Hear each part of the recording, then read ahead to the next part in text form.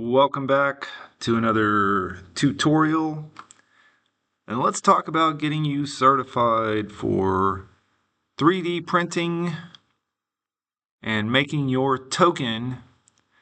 If you've been following along with the directions and you're ready to 3D print your token, today you're looking at the challenge. It's a Carabiner.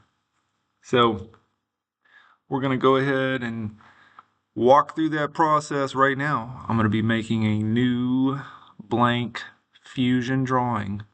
Okay? And once I have that new blank Fusion drawing, I'm going to start a sketch. And I'm going to do it on the ground plane. I'll use a circle with a center point diameter. I'll start with that diameter of 30.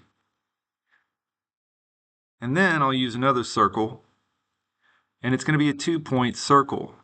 I need to zoom in close enough to make sure that I snap to this quadrant right here, and I'm going to stay orthographically projected all the way up to exactly 20 millimeters. I'm going to type 20. I'm going to press enter.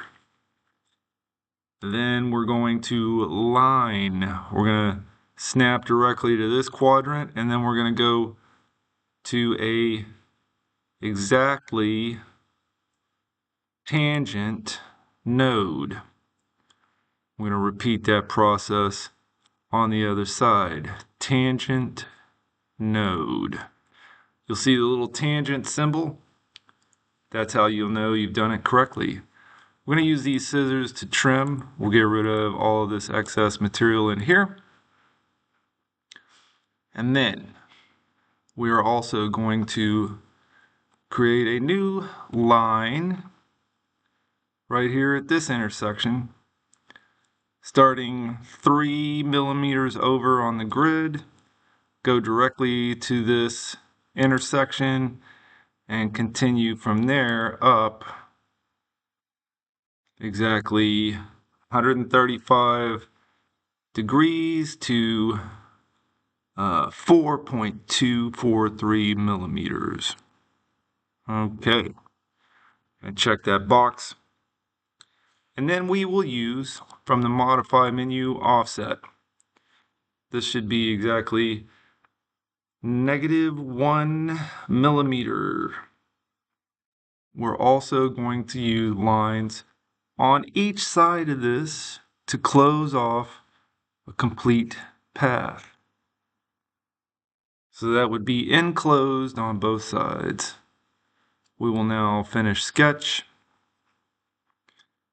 Then we're going to create a second sketch that is on this right wall plane.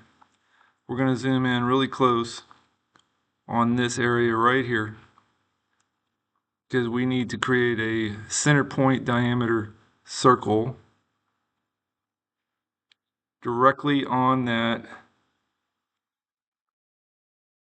intersection right there. And we're going to make it 4 millimeters.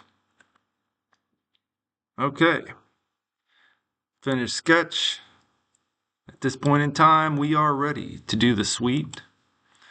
The first thing we're prompted for on the sweep is the profile. We're going to be using that new circle we just created.